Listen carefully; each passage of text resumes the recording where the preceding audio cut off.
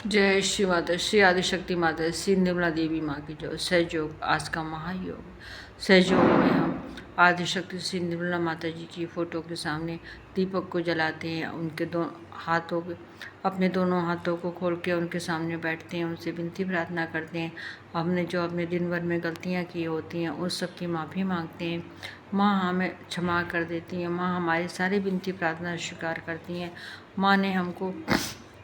माँ आदिशक्ति हैं, परमात्मा है, गुरु हैं और धन्वंतरी भी है। माँ ने हमको हर तरह से, हर प्रकार से हमारे को समस्याएं दूर करने का तरीका बताया है, उनको दूर करने की क्रियाएं बताई हैं। माँ ने हमको बताया है कि हमारे शरीर के अंदर 3 नाड़ियाँ हैं, बाएं नाड़ी, दाएं नाड़ी और मध्य नाड़ी। बाएं नाड़ी, दाएं नाड़ी और मध्य नाड़ी पे ही हमारे सातों चक्र हैं। पहला चक्र जो हम जमीन में बैठते हैं, जो हिस्सा हमारा शरीर जमीन में लगता है वो हमारा मूलाधार चक्र है। पेट और जांघ का जोड़ हमारा स्वादिष्टान चक्र। नाभि हमारा नाभि चक्र है। हृदय हमारा हृदय चक्र है। गला हमारा विशुद्धि चक्र। माथा हमारा आज्ञा चक्र है और तालु भाग हमारा सहस्त्रार है। ये सातों चक्र हमारे तीनों नाड़ियों पर हैं। इन्हीं नाड़ियों के खराब होने से या चक्रों के खराब होने से हमें परेशानी पैदा होती है, बीमारी पैदा होती है, हमारे घर में बाधाएं भी आती हैं। तो माँ ने हमको बताया है कि माँ ने हमको धन्वंतरी के रूप में बताया है। आज मैं आपको हाई बीपी के बारे में बताऊंगी, जो माँ ने हमको बताया है। श्री माता जी ने बताया कि हाई बीपी वाले अपने खाने पीने में निम्न चीज़ों को शामिल कर लें तो हाई बीपी को कंट्रोल किया जा सकता है।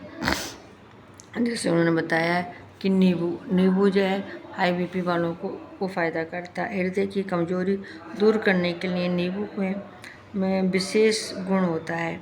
जो नींबू को लगातार प्रयोग करें, रक्त वाहिनी में लचक और कोमलता आ जाती है। इनकी कठोरता दूर हो जाती है। हाई बीपी वाले नींबू को पानी में निचोड़कर पिएं या नींबू को खाने में इस्तेमाल करें। इसको हार्ट अटैक का खतरा भी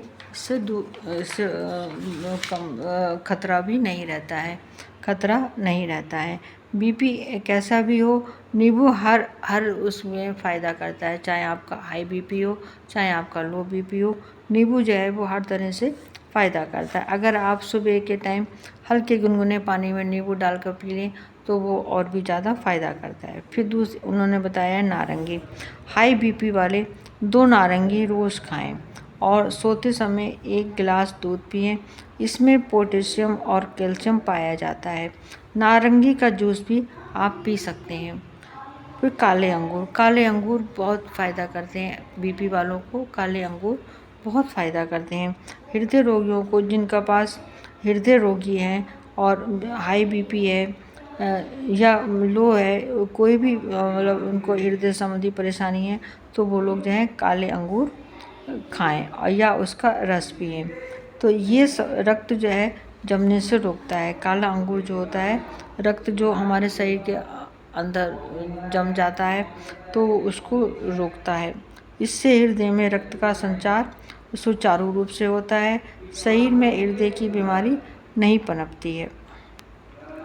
अब है आंवला उन्होंने बताया है, आंवले में सोडियम को कम करने की क्षमता होती है, इसलिए कैसा भी बीपी हो, आंवला खाने से फ़ायदा होता है।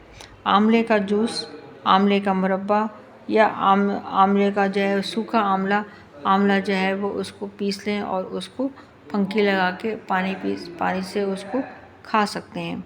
आंवला को आप कैसे भी खाएं। आंवले का कच्चा हरा आंवला आता है, उसका आप 1/4 कप, आधा कप पानी में स्वाद अनुसार मिश्री मिलाकर पीते रहने से क्या होता है,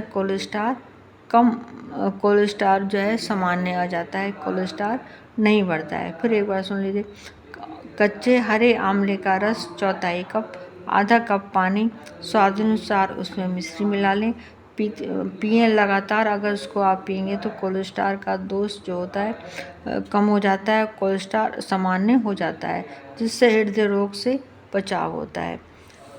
जामुन भी बहुत फ़ायदा करती है। जामुन के समय में रोज़ जामुन खाएं तो हृदय रोगियों को फ़ायदा होता है। फिर आता है छाछ मट्ठा। हृदय रोगी रोज़ रोज़ जो है मक्खन निकला हुआ छाछ या मट्ठा पिएं, उससे बहुत फ़ायदा होता है। मट्ठा मट्ठा या दही जो है वो हमारे शरीर के लिए हर तरह से फ़ायदेमंद होता है।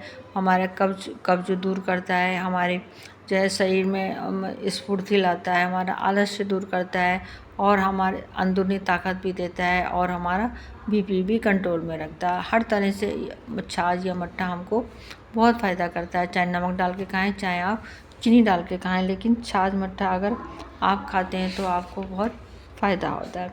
अब सहयोग के हिसाब से श्री माता जी ने बताया है कि बीपी ज़्यादा होने पर हमको सबसे पहले जल क्रिया करनी चाहिए, क्योंकि ये दाएं नाड़ी की समस्या है। तो दाएं नाड़ी जो है वो जो हमारी जल क्रिया करने से ही शुद्ध होती है, तो हमको जल क्रिया शुद्ध करनी चाहिए। राइट साइड शुद्ध करें और अपने मूलाधार चक्र को शुद्ध करें। अपने मूलाधार चक्र को आप शुद्ध करिए। प्रार्थना कीजिए कि माँ मेरे मूलाधार चक्र को शुद्ध कर दीजिए, तो मूलाधार चक्र आपका शुद्ध हो जाएगा। और अपने दाएं हृदय चक्र को शुद्ध करें। दाएं हृदय चक्र को शुद्ध करें और अपने हाथ की और आपको मैं एक चीज़ बता रही हूँ, ये चीज़ नहीं है। और अपने हाथ की जो छोटी उंगली है, कनिष्ठा उंगली को अंगूठे से जो है छोटी उंगली को ऊपरी भाग को आप हल्का सा प्रेशर दें, हल्का सा आप उसको प्रेशर दें। फिर सुनिए, आप अपने हाथ की छोटी उंगली जिसको कनिष्ठा उंगली कहते हैं, उसको अंगूठे से उसका जो ऊपरी हिस्सा होता है उसको आप 1 मिनट के लिए जो है उसको आप थोड़ा सा दबाएं, प्रेशर दें। ज़्यादा नहीं दबाना है, हल्का दबाना है और दबाएं और उसको मालिश करें। हाई बीपी इसमें बहुत फ़ायदा होता है। ये भी काम करें। ये जो माँ ने आयुर्वेदिक चीज़ बताई ये भी खाएं, सहयोग के हिसाब से जो मैंने बताया ये भी करें। और जो आप दवाई खाते हैं वो दवाई भी आप लगातार खाते रहें। जब तक आपको डॉक्टर मना नहीं करता है तब तक आप दवाई खा सकते हैं। जिन लोगों ने मेरा वीडियो पहली बार देखा है वो लोग इसको सब्सक्राइब करें, लाइक करें। और जो मेरे बहन भाई वीडियो लगातार देख रहे हैं वो लोग इसको लाइक करें, शेयर करें और कमेंट्स भी करें। जय श्री माता जी, जय श्री माता जी, जय श्री माता जी।